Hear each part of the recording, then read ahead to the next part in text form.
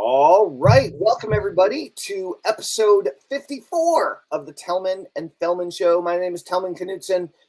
Harris Fellman is on a plane flying from Barcelona back home to the UK right now. So we are here with a very old friend of mine, Dr. He's not very old, but we've known each other a long time, Dr. Will Horton. I actually met Will probably in the year 2000, 2001, right after I became a hypnotherapist through the National Guild of Hypnotists. And I started going to the conferences. And that's where I met you, Will. It's where I met Scott McFall. That's where I met, I think, Joe Vitale for the first time. And, all these people. And so it's awesome to have you here. I mean, I've known you since well before I even started studying internet marketing, and so that's kind of a cool caveat. And I have a very good friend that I went to college with that ended up training with you, and Tristan Roberts, as you may remember, and he ended up opening a hypnosis clinic for a while. He still lives locally, but he's gotten into politics now. And so we've crossed paths a bunch of times over the years. And just the other day, we interviewed Scott McFall, which was an awesome interview. If you saw that, yeah. He mentioned you on that interview, and I was like, oh, we should interview Will. And then you had responded to my post about the Tellman and Fellman show. So thanks for coming on. It's really great to have you here. Oh, great. I love being here. Like you said, we met either 2000, 2001. Those dates get a little fuzzy. That's right. But I remember being struck by you because you were back then. The National Guild of Hypnotists convention where we met was in New Hampshire. New Hampshire, that's right. My home state. That state, yes. I grew up in. Yep. Yeah, so that was like, I remember that. And then I, you took training, and I was always impressed that you were taking trainings, you were going to classes, you were asking questions, and it was fun to watch how you transitioned into internet marketing when it was young and people were doing it. And I remember, I think I told you before we started how I was watching going, maybe I should do that. But like a lot of people, when what you're doing is working, you just keep doing it. Right. So when I got into internet marketing, nothing that I was doing was working. Like I was desperate and hustling, trying to get like something to pop. So, yeah. Yeah. Well, I mean, that's the thing about getting older, right?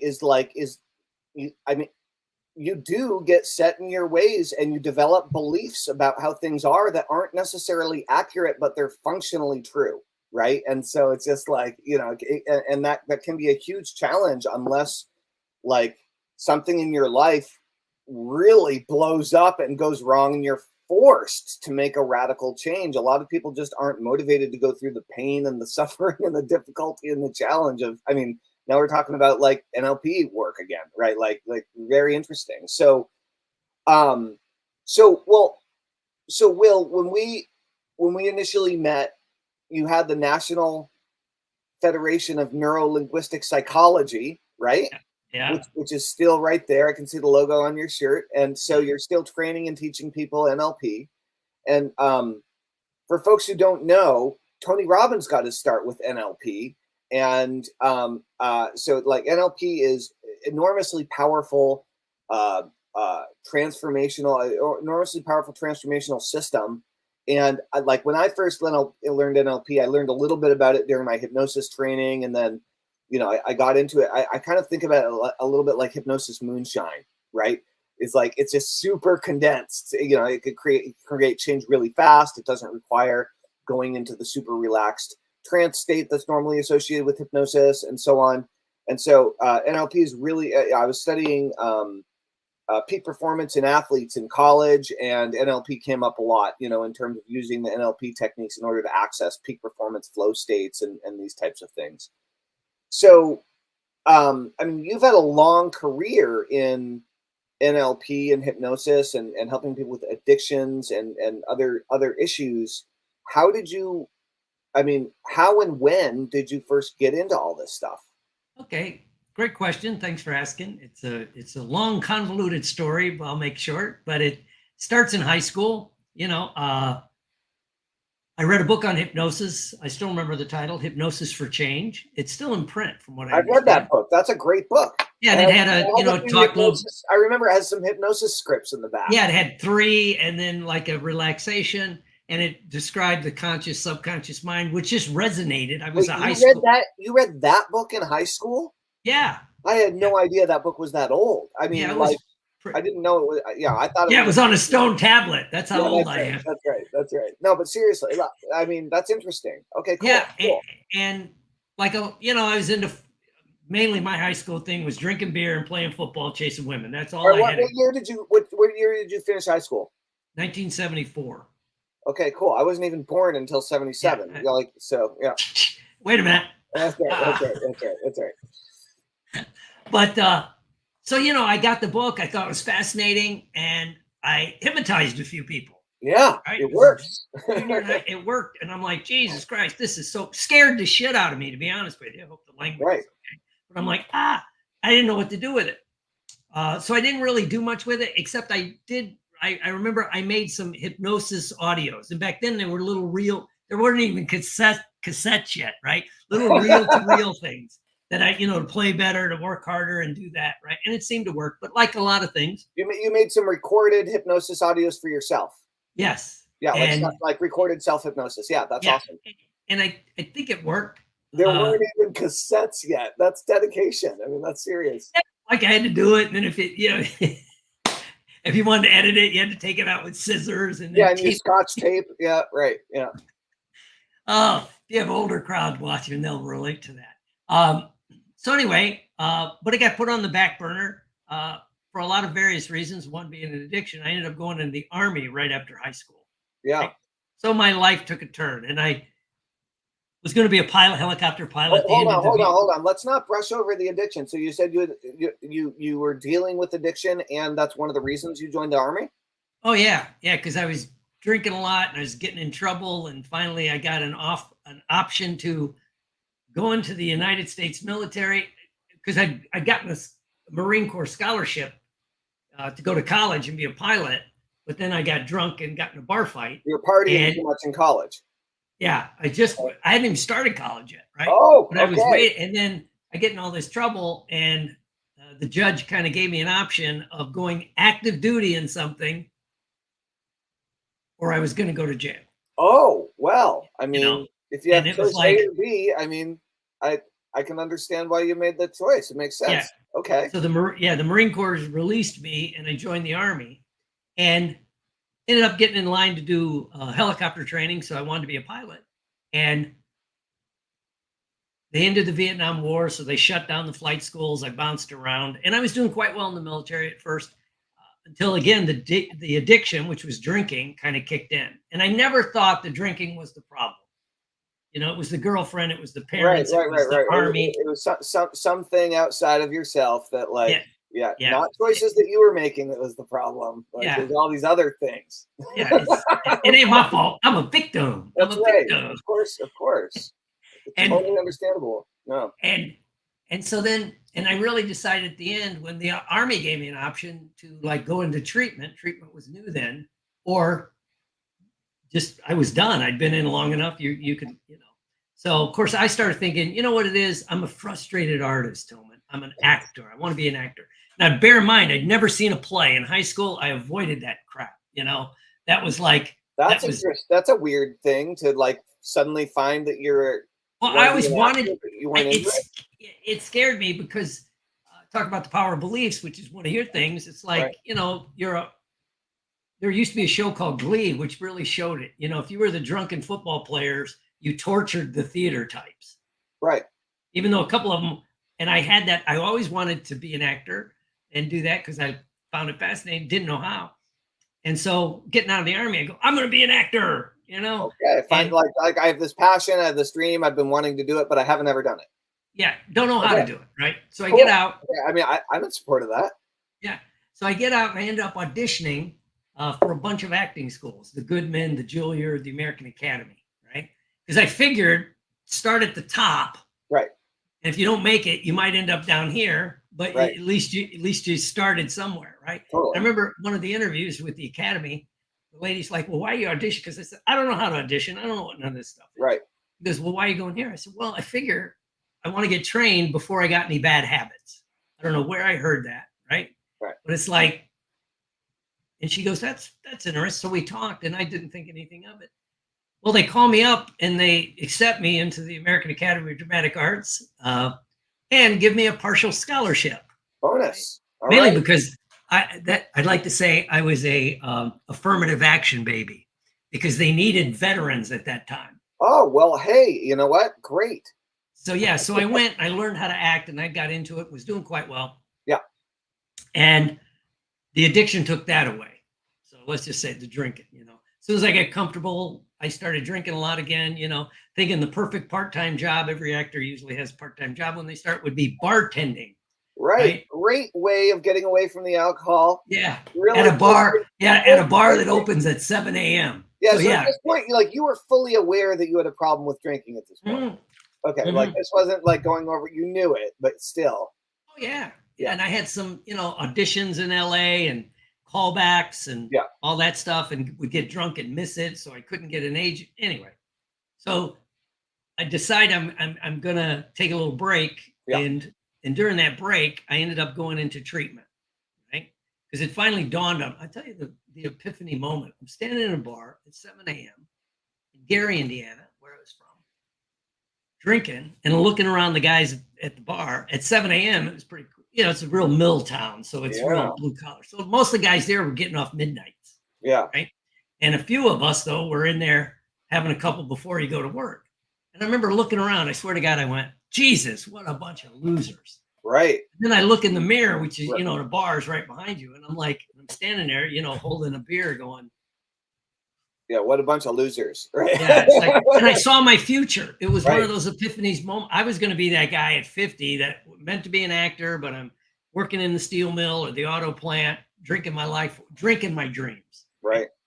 And so I ended up going into treatment at the Veterans Administration, and it helped. It turned me around, turned me on 12-step program, therapy, all the stuff I knew or didn't know. So it started to help me, and I stayed sober a couple years, and then had some challenges. Right, I did some research, and then when I went back, when I really got serious again. Well, hold on. Challenges and research means you started drinking again. Yeah. Okay.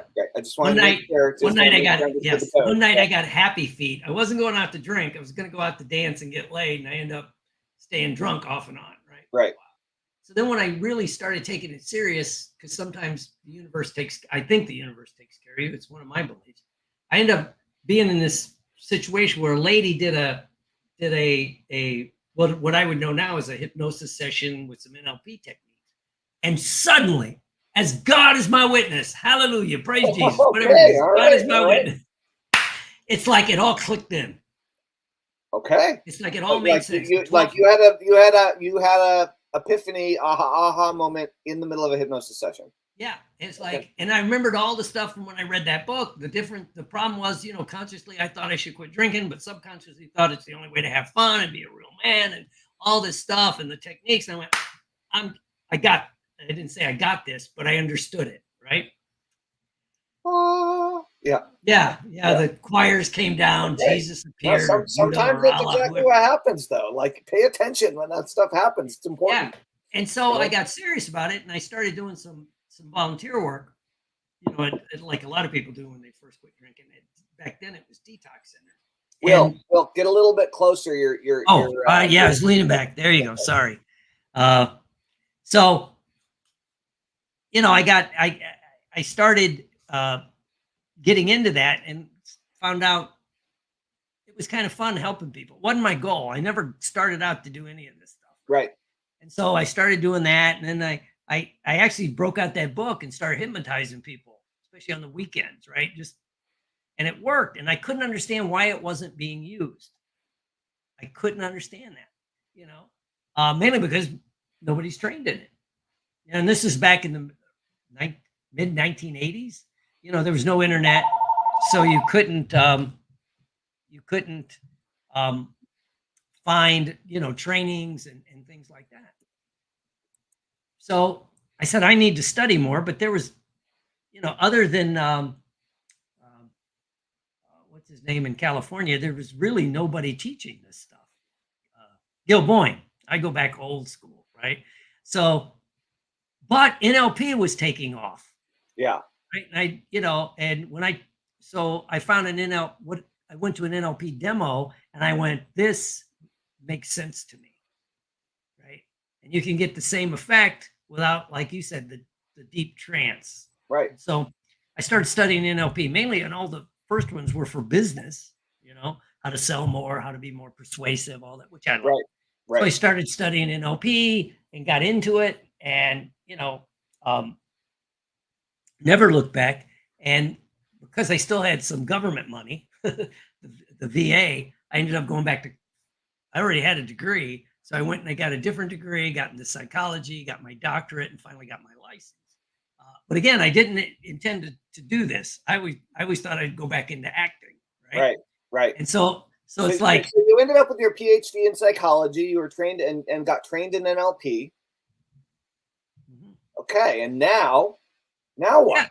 Yeah. And then it's like one day I went to the National Guild. And the only reason I went to the National Guild, is God is my witness, the only reason was to do a firewalk. Okay. Right. I wanted to do a firewalk. Tony Robbins had one in Chicago. Right. And I got to meet him, and because his career was starting to go this way. Yeah. But I couldn't do the firewalk. Right. Why not? I think I had duty because I'd went back in the reserves. Oh, it was a logistical thing. Yeah. So I'm like, then I get this flyer again, I get this flyer for the National Guild of Hypnotists conference. Yeah. Nashua, New Hampshire. And then I read the thing and it said firewalk. Why aren't they still doing firewalks? Yeah. And it was like George Behan was doing a firewalk for like $75. And shit, I'm going to go do this firewalk. Right. So I called, and they said, well, if you're doing the firewalk, you might as well stay for the conference. Right. If you're going to come all the way here. Yeah, right. I think it was you take I think you signed up for the conference, got the firewalk for free. Right. So show up, there's like 65 hypnotists doing the firewalk. And it was like, other than being on stage or on set, it's like, these are my peoples, man. These are my peoples, So you felt like they were your community. Yeah. And then, so I was doing it and I hung around that weekend, met a lot of cool people, and started talking to Elsa Meldridge. Just again, bumped into him. We start talking, and I mentioned NLP because we really need people to do more NLP then. Because back then, the NLP group and the hypnosis group they're diametrically opposed. The NLP people did not like the hypnotists. Yeah, I mean, it's just human nature. People want somebody to fight against or something. Oh yeah. And so he goes, would you like to present? And I said, I'd love to. Right. And he goes, well, put in this, the application. So I did. So the next year I went and taught, and it was another kind of like, I like this, it's a little bit of stage, because if you look at the really good trainers, you're good at it. Tony Robbins, you go down these lists. It's the presentation skill. It's the show. It's the show. That's a huge part of it. Keeping people engaged, entertained, feeling things, having experiences like that, regardless of your ability to teach or know the information or even teach the information, like keeping people connected and like not drifting is a whole thing, and like, that it's tough. Oh yeah. And I remember at the Guild this year, I was talking to something and I mentioned Tony Robbins. I like him. He's a nice guy. Right. I know him now, but I mean, right. And somebody said, they started like nitpicking at him. And I'm like, well, the last one I went to was the Business Mastery, which had 4,800 people. And it cost a lot of money to go to this thing. $5,000 or whatever. Right. Exactly. Yeah. And I said, so I don't know about you, but I've never had anything close to that kind of group. So I'm not going to. Right. Maybe there's something to learn instead of picking it apart. Yeah. Exactly. Yeah. Because they were saying it was all sizzle and no steak. And I'm like, it's some goddamn good sizzle, man. That's right. Right. And he goes, didn't you get bored? I said, no, I was actually having a great time every time I went to those things. So anyway, I actually haven't been to a Tony Robbins event, but I've never heard of anyone, like I've never talked to anyone that got bored at a Tony Robbins event. Like everyone that I've ever talked to has been like, it was an experience unlike anything I've ever had before. Like literally and then, everyone I've talked to about it. Yeah, and because I've learned NLP by the time and been a trainer and been doing this, when I went to really see him, you got to pull back a little bit and look at and then doing theater and right. Yeah, like, you have a wider perspective. Yep. Yeah, it's like, I noticed there he is on the stage. He's doing all this, and one time I got to sit on this side of the stage, and so I could see like him sideways. But I started looking, and I saw the notes on the floor. Yeah. I saw the monitors pop up with like break in 5 minutes. Right. Do not tell a story. Right. And then one time he was doing something and it kind of went off kilter a little bit, right? Getting a little too emotional too soon. And suddenly he's up there doing that. And I notice all of a sudden screen goes stop or something like that. And then the music comes up. He starts clapping, doing that jumping thing. And he's a performer. Right. And he takes feedback. Right. So I really got into doing the presentations, which kind of like what you said, it was working quite well. I enjoy it. I love when people get that epiphany moment and they begin to put it together, whether it's hypnosis or NLP. Mostly teach the NLP, and that became my primary career. I still had some clinics, doing hypnosis for the general public, weight loss. Well, if you look back over your entire career, okay, as working in NLP and psychology, let's just say, like, what is the number one problem that people have paid you to help them solve? The biggest thing. Would be, in overarch would be performance enhancement, learning how to be better. Too vague. To communicate better. But what's the number one thing people have paid you for, where they came in and they're like, Will, hypnotize me for blank? Like, I'm not saying what do you know about working with people that you're actually helping them with. I'm saying, what do they think they're looking for help for? Like, what did they why did they pick up the phone and call you? Why did they pay for a private session? Why did they sign up for a group session? Why did they, like, what's the biggest thing? Well, because it became my niche in the hypnosis and the NLP world, it's addictions, right? Yeah. And lately the subgroup, and I got to start marketing to it, is like entrepreneurs and successful people and business executives, right? People that are successful, but they're drinking too much, or lately, smoking too much because it's legal in a lot of places, where you're at in a lot of places, right? Right. And they don't age out. I also noticed lately, it's like, a lot of people, I'm not saying addicts or alcoholics, they party a lot, they drink a lot, and lately they'd be smoking a lot. But there's this natural arc where they age out in their 30s. They just start drinking less or using less. Because your body can't handle it. For most people, their body can't tolerate that same level of constant toxicity, right? Like, yeah. Oh, yeah. And when I started doing this, to me, it was fascinating because now we have all this research. And like I said, it's psychology. I took all these neuropsych classes and things they said forever in the addiction world, that was kind of theory. Now we know is fact. Like a person with a true addiction, their brain is different. Their brain is different. It's a brain-based issue, right? How is it different? Well, one is if you take two people and let's say they're both drinking too much, right? Yeah. So technically, if now the psychologist would say they're at least substance abuse disorder, right? They're drinking or they're smoking when there's negative affects in their life. They've gotten their boss said, stop this. Their wife said, stop this, or I'm leaving and all that, but they keep drinking. So that's substance abuse disorder. You use in the face of negative consequences, because as anyone knows, negative reinforcement does not stop people from doing stuff generally. Right.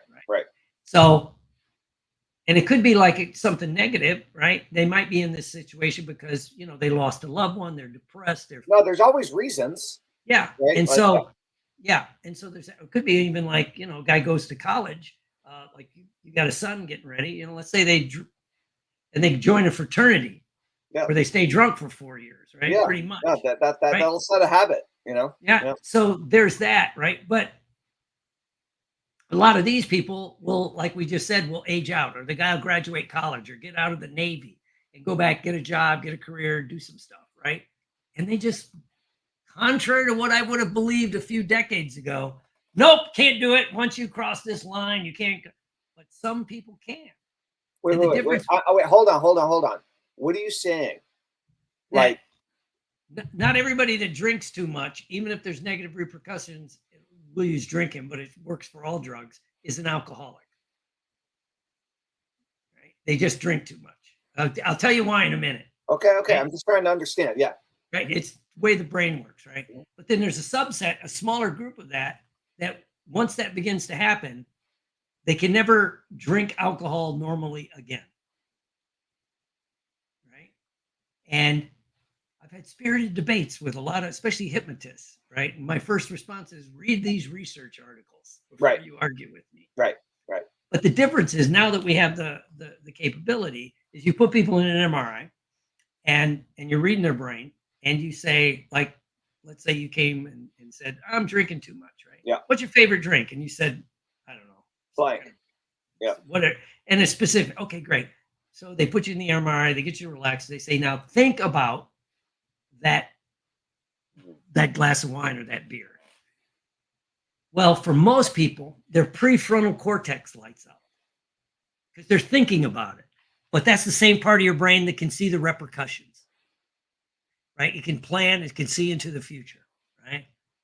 So you go, you know, it's the middle of the day. If I went and had a couple glasses of wine, I can't pick my kid up from soccer. Right. And you'll go, no, but you'll think about it. Not that you won't do it later, but you have that ability.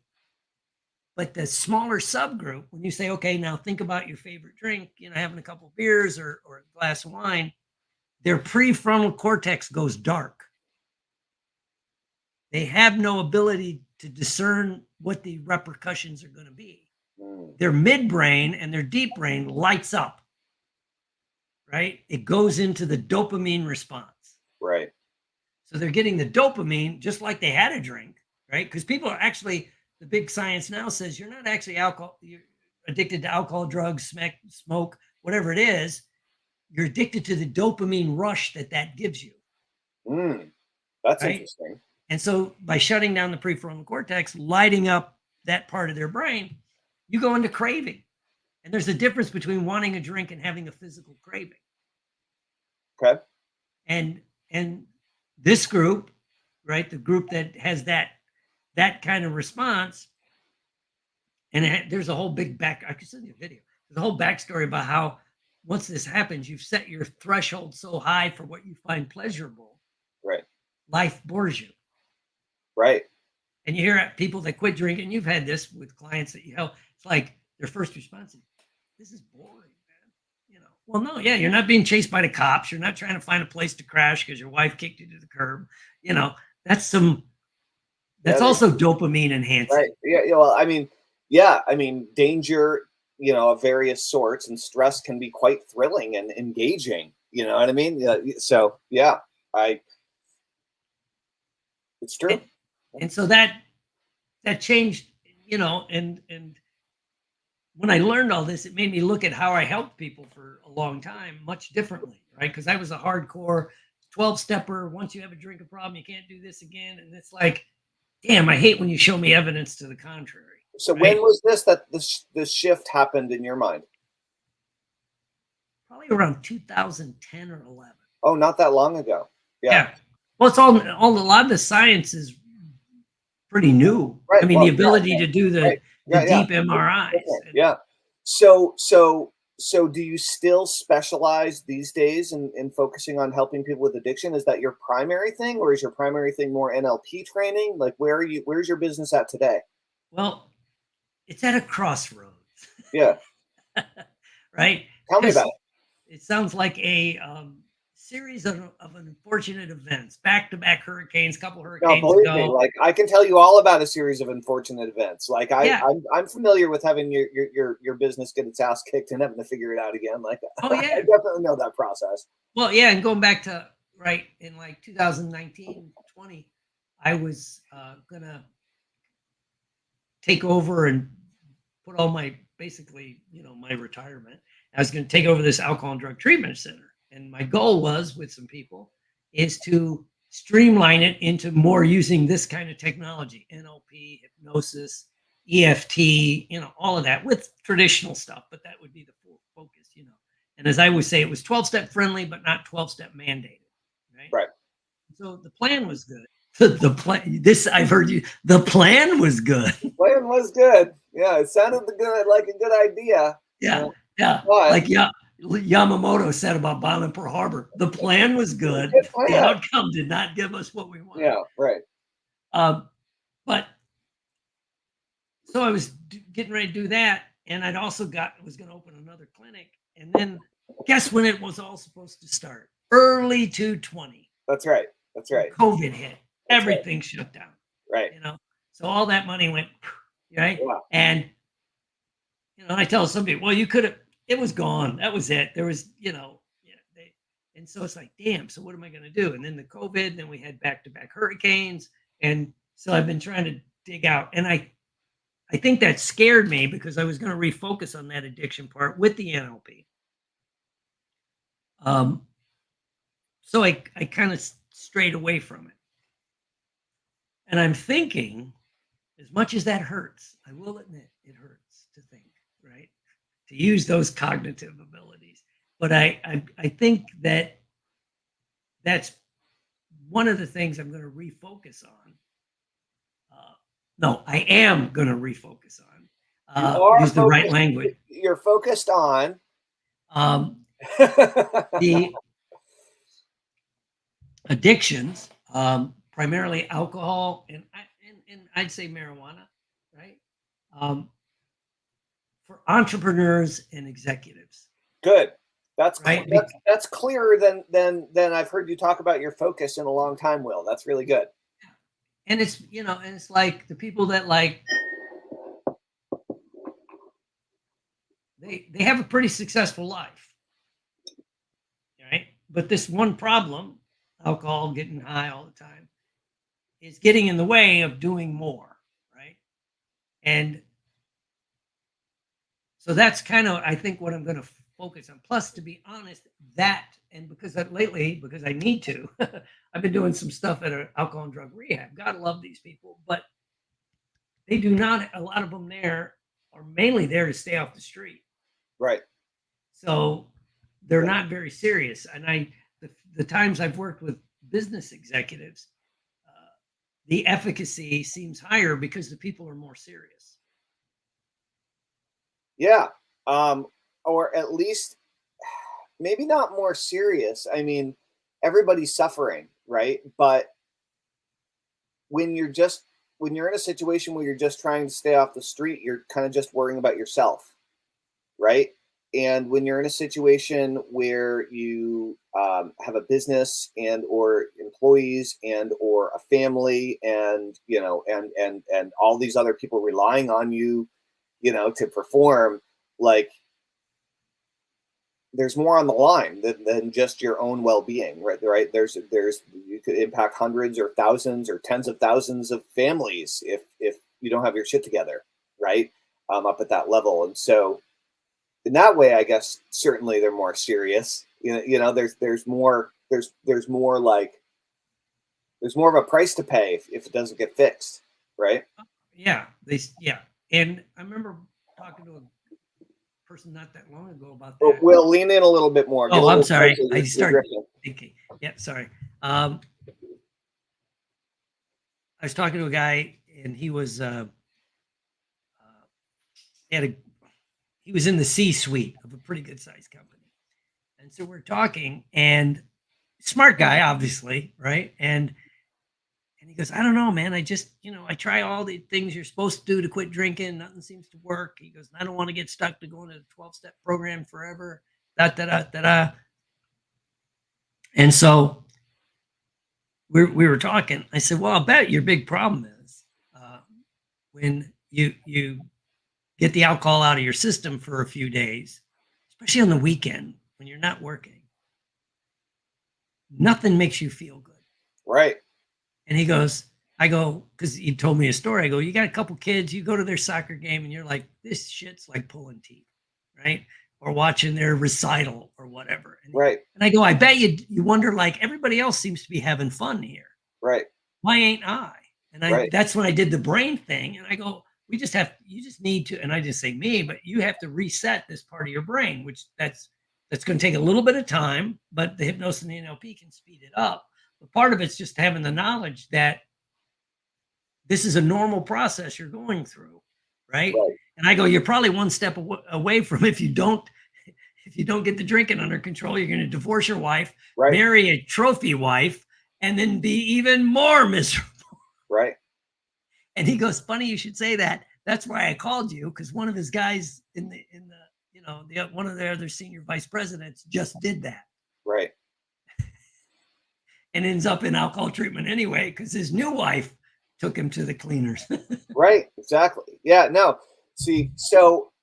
Okay. So when you help people with sobriety and kicking their alcohol, weed, or other addictions,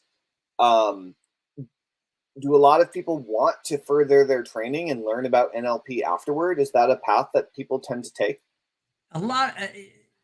That's another reason I think I want the entrepreneurs, the business executives, and the professionals, because about a third of them end up buying a lot of the NLP books and the persuasion books, because it's like, oh, it's a path to success. Like in other areas too.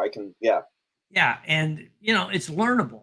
Yeah. And a lot of them just have to learn that flip between, as you well know, I've heard you say it, facts tell, stories sell. How do you tell the story?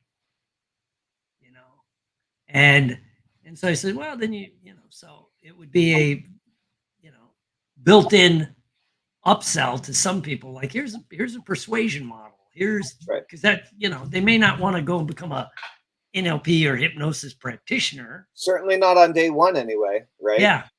So cool. So your primary website these days is hortonpsychology.com. Is that right?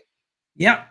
Cool. So everybody, Dr. Will Horton, Neuro-Linguistic Programming Master and Specialist in helping people overcome addictions, in particular entrepreneurs.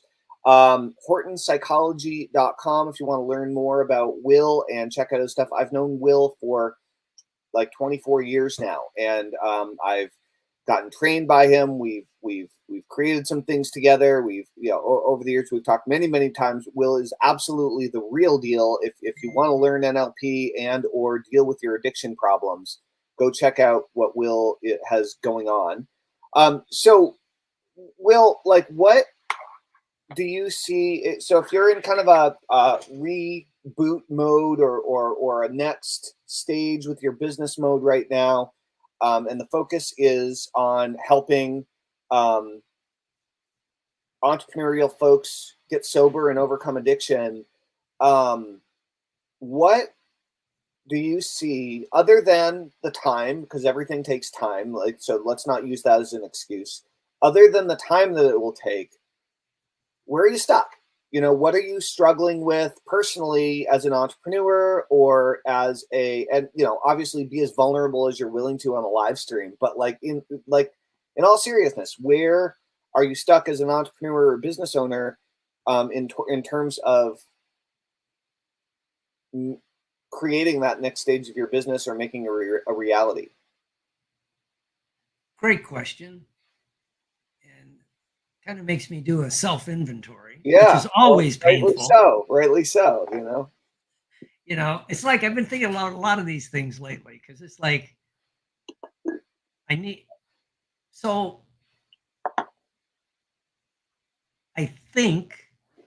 feel, it's not think. What's holding me back is, and I'm going to use the phrase,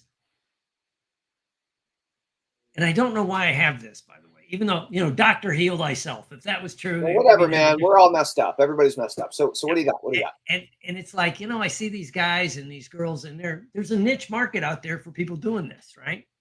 And intellectually, I know, shit, I got the background, the training, the experience, and in certain subgroups, I have no problem like talking about it like we're doing. Right. Follow me on this. And I'll use the term, it's kind of like maybe I'm afraid to come out of the closet to a different group, and begin to share that, because I see some of them, right? And they're talking about this stuff. Who is when you say you see some of them, who are you talking? Like, you don't need to name names, but like, what are you talking about exactly? One was like a guy I actually looked at his stuff. I've heard you say it. I'll keep referring to you. And that's like, hey, if somebody's successful, go buy some of their shit. See what they're doing. Yeah, like read their stuff, take their programs. Yeah, give them some money. And it was one program geared for men to stop drinking, and it was like all power oriented. And I'm like, okay, all right. And because I condemned it when I saw it, it was over testosterone. You didn't like the personality of the person. Yeah. But when he got into the, and then I watched a couple of the internet marketers with the, Facebook ads and the Instagram ads and all that. And and I think underneath it, we all kind of go to the same place in a different direction. Yeah. And so I think it's that I use that term of just starting to do it, right? Because I'm kind of stuck, even though shit's hitting the fan, not going well. It's golden handcuffs. This stuff, I teach at conferences, I can do this and that. But as we all know, all of that world's changing, how people respond and where they go and this and that. And how it's changing, we can kind of see, but we don't really know until it's changed. Like, you can kind of see where things are going, and maybe you can make some predictions, and maybe you can get some of them right, but you don't really know what's a trend and what's like a permanent shift. It's tricky. And I think what's driving me to at least face the problem is, I could always go and like do an NLP training and get enough people in the room to make some money and keep going, right? And then, of course, COVID shuts that down. And then, I keep hearing all these people say, all these live trainings seem to be coming back. But a lot of the people I talk to go, they're not coming back like they were. A lot, it's just different. People got used to doing what we're doing right now, being on Zoom, learning this, doing that. And I said that to somebody, and they said, yeah, but Tony Robbins is back in the room. I go, Tony Robbins spends $1 million in Facebook ads. That's right. And I go, if you got $1 million to drop, you could do that too. Right? Well, I mean, I disagree with you. And because nobody has $1 million to drop, dude. You have $1 million to drop if you build a sophisticated enough sales funnel and sales process to make more money than you're spending. And that takes enormous dedication and like tons of skill development, or you have to pay the money to hire the people who have the skills who already have it. And like, but yeah, I mean, you're right. And, again, it does take money to do it at a certain level, but like the little guy can absolutely do that. If you want to take the time to learn the skills, you absolutely can spend $100 a day on ads and make 150. And you can do it every single day for a year. And then you can like improve your skills and make 175 or whatever, you know what I mean? Like, but yeah, it obviously takes a long time to get to the point where you can drop $1 million on advertising for a seminar and have it all work. Like that's decades of experience in that business. Right. It's tricky. But then a few things started to switch my focus again, because I was trying to touch into the universe of like finding some overused term, but true, like strategic partners to do certain things, and that seems to be coming to fruition. One person we're working on like developing an app, right? And he's done it for a few other things. We started talking about doing like one for the NLP. Well, hold on. Hold on. I'm gonna like really focus to this. So I'd like you to really look at the business that you want. Like, let's just say a year from now. Okay, a year has gone by. I learned this from Dan Sullivan. You and I are sitting down, we're doing another live stream. Maybe we're having a face-to-face conversation. Like, what would have had to have happened in your life, both personally and professionally, for you to be satisfied with your progress in the next year? Like, what do you actually want to create?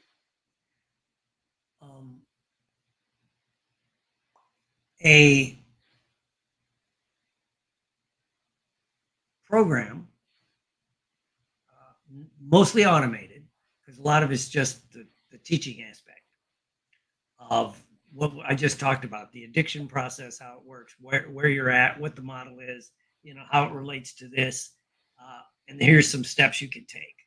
And most of it be automated, and because it works, right? And you can do it in the comfort of your own home. Right? Why is it important to you that it's automated? Not that it can't be. I'm just curious. Like, you've mentioned that a couple times. It can reach more people, right? It can reach more, and it's and it's accessible. It would be accessible because the target I want to go after are the people that don't want to go away to treatment for 28 days, right? Or 30 days. Go to Hazleton, right? Yeah. And by doing it that way, I guess you could use the term, you can kind of keep it on the down low, right? And then pick up a few, and then still do some live stuff with people one-on-one or small groups. But there'd be the filter of going through the automated program before you start over here. Exactly. Okay, so you want to create a program that helps people with their addictions. You want it to be largely automated. Okay. Anything else? No, that would be the primary thing. Well, so when you think about the business that does this, like, what kind of revenue goals do you have? A year from today. A year from today? $10,000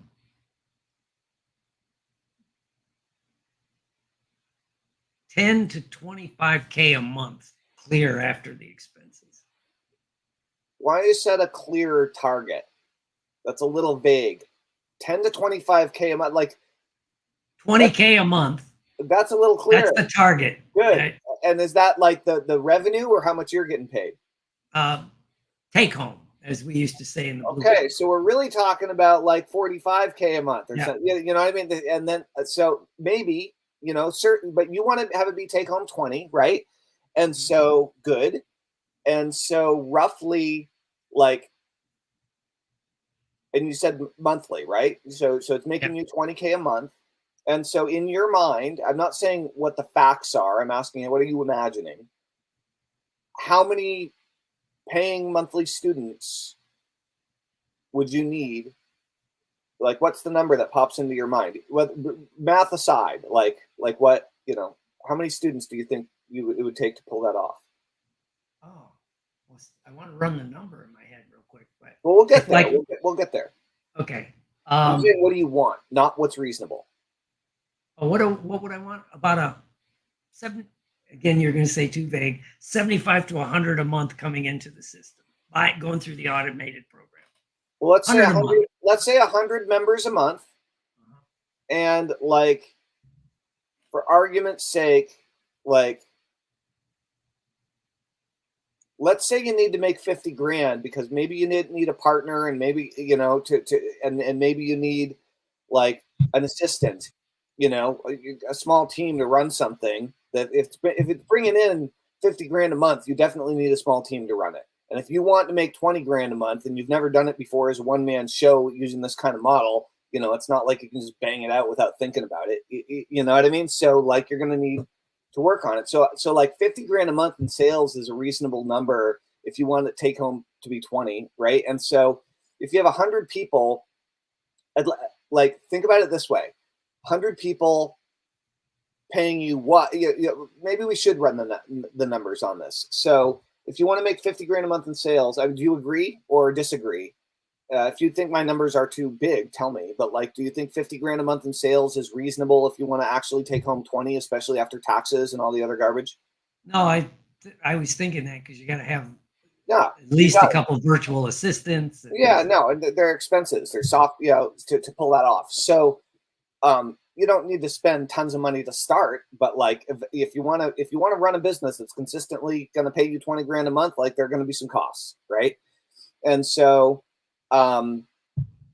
if you had 1,000 active members, okay, who are each paying you $99 a month, that's $100,000 a month, right? Well, it's $99,000 a month. But if you had 500 active members who are paying you $99 a month, that's 50 grand a month, right? Right. So you could think about it as simple as, well, let's get my first 500 members, but let's aim for 1,000. But like, if a year from today I had 500 paying members paying me $99 a month, I'd be making 50 grand a month. Like 500 members seems like a pretty reasonable number. Like it seems achievable to me, right? So like, but from your perspective, what's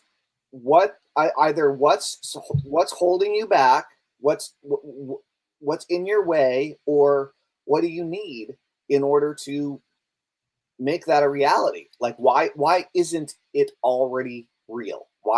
Because you and I both know that you've been interested in helping people with addiction and you do help people with addiction, but you've been interested in scaling it up online for a long time. Like this is not like a whim for you. Like you're dedicated to this stuff. So to the best of your ability to be self-reflective, like really what's standing in your way? What's holding you back? What do you need? Not probably. What I would need to do is, first of all, pull my head out of my ass. And okay. Well, I mean, and I know that's an analogy for me. And just like you say, look at the facts. Yeah, but for real, like, what do you like? What resource, help, skill? Like, what do you need? Okay. To make it a reality? Or it might be more than one thing. This isn't necessarily just one solitary thing, but like, where are you stuck? Number one would be start doing what you're doing, which is do some kind of post every, a video, because people like videos, right? They do. It's a video age. Yep. Yeah. So whether it's a short video or a longer video, but on what I want to do, even before that's number one. Right. I agree with you wholeheartedly. And then let that, give away something. I got a cool video. Here's a video. Here explains why you're so fucked up. And it's not your fault. It's not your fault, right? Joe Vitale would say, it's not your fault. Here's the solution, right? But yeah, start doing that. As I build out, I think I always put the cart before the horse of building out the whole program first, rather than start just doing it. I've seen you do that several times. You're right. Yeah, and rather than just like start putting it out there and see what do people really want. What was a guy like Tellman? Because what are you, in your 40s? Yeah, I'm 47. Yeah. So you'd be the target demographic if you were drinking too much Amstel Light. Dude, right? Well, one of the reasons I'm on 75 hard is because like my relationship with alcohol is that I certainly don't get blackout drunk, and I certainly don't get in bar fights or anything like that. But and I don't even drink gluten anymore because I'm gluten sensitive. But what happens is slowly over time, I start drinking usually hard cider way too frequently, too many days in a row.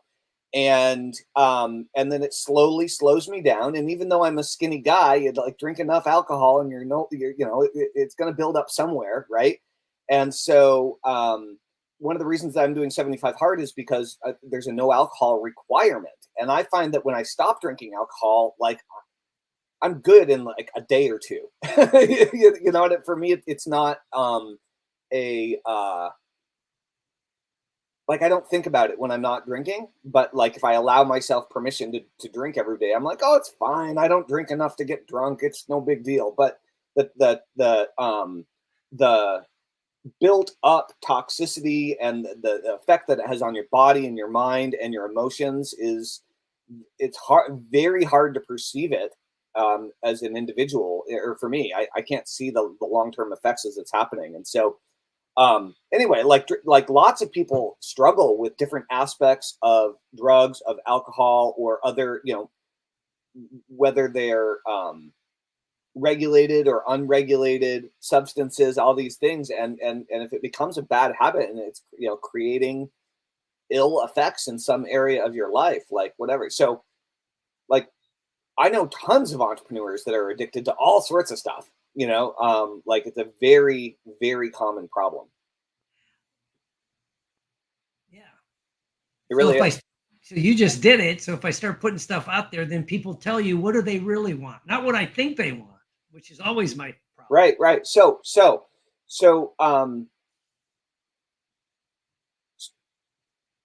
but seriously, I agree with you. So start getting yourself out there more, start building an audience around this before, or re-engaging your existing audience and building a new audience around it before the whole product is done, and before the launch, and before this and before that.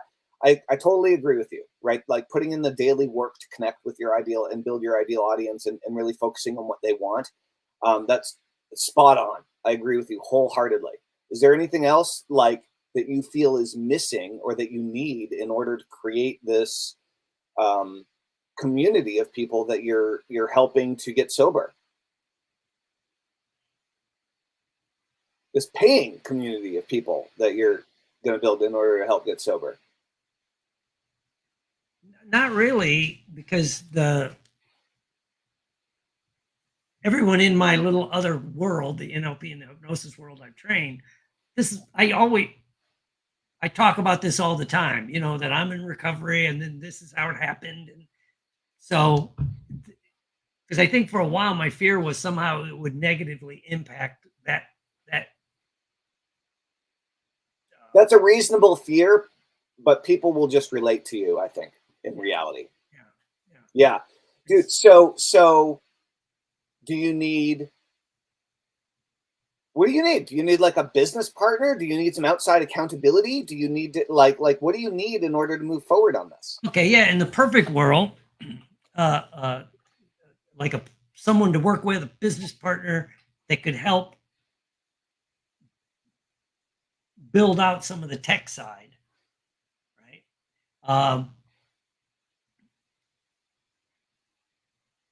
And then the second thing I need is to make the commitment to do, since you were talking about it in another way, like 75 hard, but not for working out, but every day, at least a short video or a long video, and put it up, run it through video totally AI agree. where it makes puts sense. up.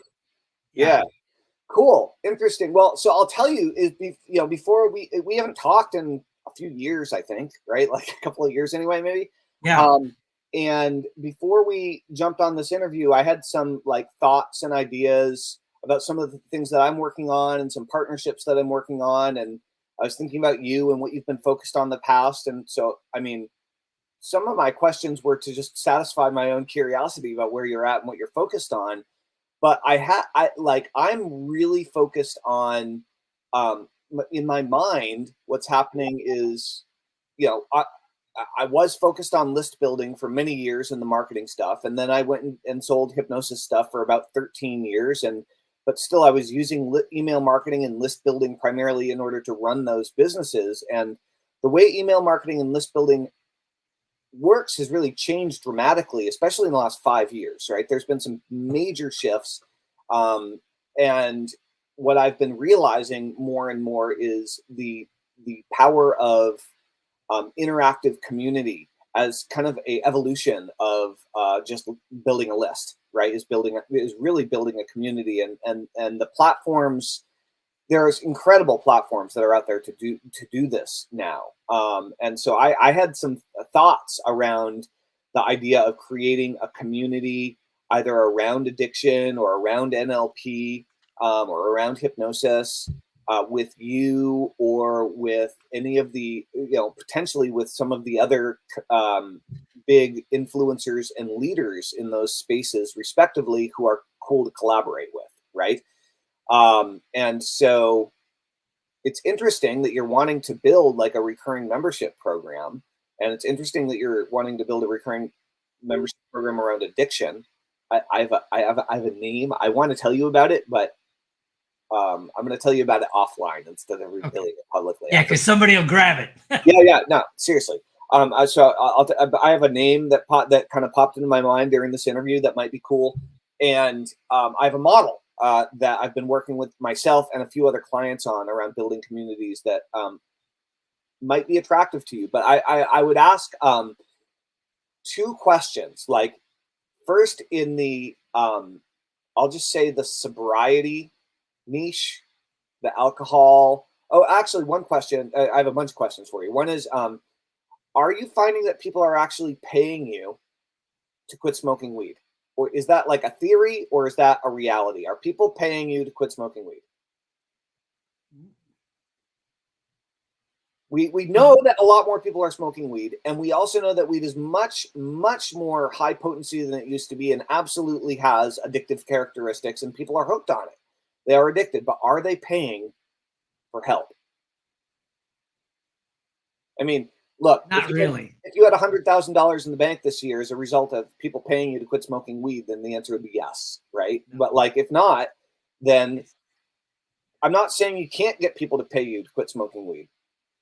But if they aren't already, maybe not the area to focus on. Hard to say with certainty. It seems like it should be an emerging market. I don't know that it is. Maybe it is. You know, we know that people will pay to quit drinking. Yeah. Right? We know this. And so, and it sounds like you're now offering a methodology that's not a 12-step program. Is that right? I think I'm going to say 12-step friendly, but not mandated. Yeah. Okay, cool. And so so who would you say are the other leaders and influencers who have audiences and are good trainers? Yeah, actually, we're a little over an hour. I just wanted to check in with you. Do you have another appointment imminent? Okay. I wanted to be respectful of your time. So yeah, if we can keep talking for a little while, that'd be cool. So like, if you who are some of the top trainers, speakers, and I say influencers, meaning they have social media and or email lists in the, let's just say, overcoming alcohol space to start. Overcoming alcohol and addiction space that you're friends with, that you would want to collaborate with, and that you think would be easy to work with, fun to work with, not a pain in the ass. They would get their stuff done, and they would be open to collaborating and have a following of people who want to get sober. I honestly don't know. Okay, so that's a really important thing to think about. If you don't have an answer to that question, another question to ask is, what about people in the hypnosis and NLP world who is hustling right now? Now, I know there's the old guard in the hypnosis world and the NLP world of people who will work together and who will collaborate, and that's cool. Like, we've both worked with a bunch of these guys. I remember when we did the hypnosis event and the NLP event, virtual summits, a bunch of years ago, and a whole bunch of people were involved that had been in those communities for a long time, which is cool. But I'm asking specifically about, do you know people in the hypnosis or NLP world who are like going for it, that you're friends with, that are really like, they're growing, they're on a growth curve? Yes. There's several. Think about those people, right? And so like those could be some really interesting people potentially to collaborate with in developing some sort of an online community, free, paid. There are a bunch of different ways to do this. But I think what you're looking to do is totally achievable, and I think there's probably a easier path there than you might be aware of. Like, we should definitely talk about this. This could be really cool. Well, I mean, guys, if you enjoyed the interview today, I really encourage you to go check out what Will is working on at hortonpsychology.com. And Will, on a scale of 1 to 10, how much did you enjoy your experience today on the Tellman and Fellman show? 10. It was fun. Awesome. Now, even though you made me introspect myself. No, well, I've been trying to do that more lately. Is like really get out of the surface area and like actually start digging into some stuff and talking, like talking through some important things with our guests, versus just saying the same old stuff, Do you you only have one nomination, who would you like to nominate to be our next guest on the Tellman and Fellman show? Have you interviewed guy that pops out at me would be Jason Linett? I know Jason. I've talked to him for several years, but he would be a great person, especially because he's I mean, at least in the hypnosis community, he's on the younger side and he's a really good marketer. Yeah, he'd be awesome to interview. He and I should catch up anyway. Yeah. Awesome. I will let him know he got nominated. Yeah, he's hustling. He's got that the funnel system working great. That's right. Awesome. Well, Will, is there any other way I can help you today, or anything else you either want to ask or share with our viewers? No, the only other thing is because it links back to like what's stopping me. When I talked about acting at the beginning, it's still my passion. That's my true passion. Like yours might be running, I don't know, but and I've always done theater, but a few years ago I started doing film. All right, and I enjoy it, and it's going great. It's not quite a profession yet, but it's like it's having a lot of fun. And I think part of my fear at first was, but this is starting to change. Ironic. I just want to say this. It's like, yeah, but if I really come out about all this addiction stuff, will that impact getting cast in a film or a movie? And then it's like, Jesus Christ, look at Rob Lowe. Yeah. That's all he talks about is he quit drinking. And you could go down the list, Iron Man, you could, all of these guys. It's like, and I think that would be one of my other things is, you know what, if you put some of the addictions aside, you maybe be able to live your dreams. That's right. I agree with you. Well, I'm happy to hold you accountable and help push you into talking about that more publicly if you want. Yeah. I was just writing down like 75, whatever. That's right. Now to the end. Well, be past the end of the year. It's already November. Shit. That's right. Cool. All right. Well, Will, thanks for being an awesome guest on today's episode. It was great chatting with you. And who knows, maybe something interesting will come out of this. Cool.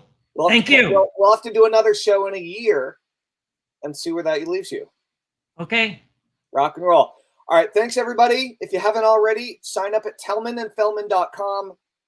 Get a link to all of our previous episodes, and we'll keep you updated with all of our newest interviews.